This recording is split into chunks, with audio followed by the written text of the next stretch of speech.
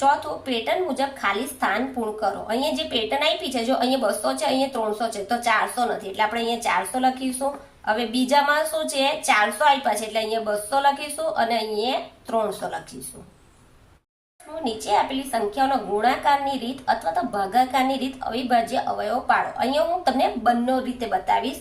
તો પહેલા 98 ના ગુણાકારની રીતે.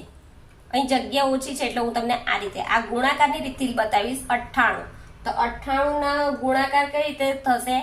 2 ગુણ્યા 49. 2 આવશે, 49 ના કેટલા થશે? 7 7 49. આ પહેલું. બીજું આવશે 28. તો 28 ના આપણે કેવી રીતના બનાવીશું? 7 ચોક 28, એટલે 7 તો બેઠા રહેશે, 4 ના બનશે 2 2 4. 30, તો 6 પંચા 30, તો 3 દુ 6 ને 5. આ ગુણાકારની રીત છે. બતાવીશ ભાગાકારની રીત. તો ભાગાકારની રીત કઈ? 98.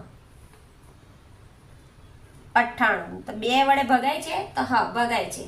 તો 2 ગુણ્યા 49 કરીએ તો 98 થાય. હવે 49 આવ્યા તો 7 7 49, 7 એકુ 7, એટલે 98 ના કેવા બનશે? 2 ગુણ્યા 7 ગુણ્યા 7. હવે કયો આવશે? 28.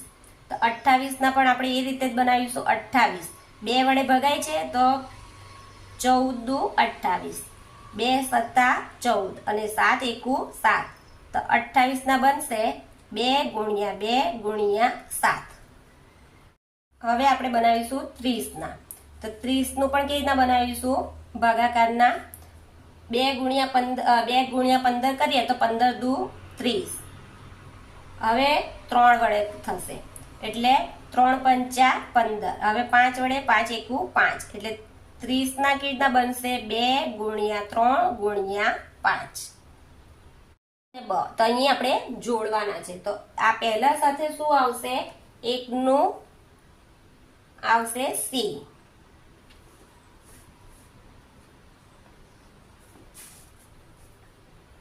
1 નો C. આ 2 ની સાથે કયું આવશે? G. સાથે કયું આવશે? D. 4 સાથે F. સાથે B. 6 સાથે આવશે E. સાથે આવશે A.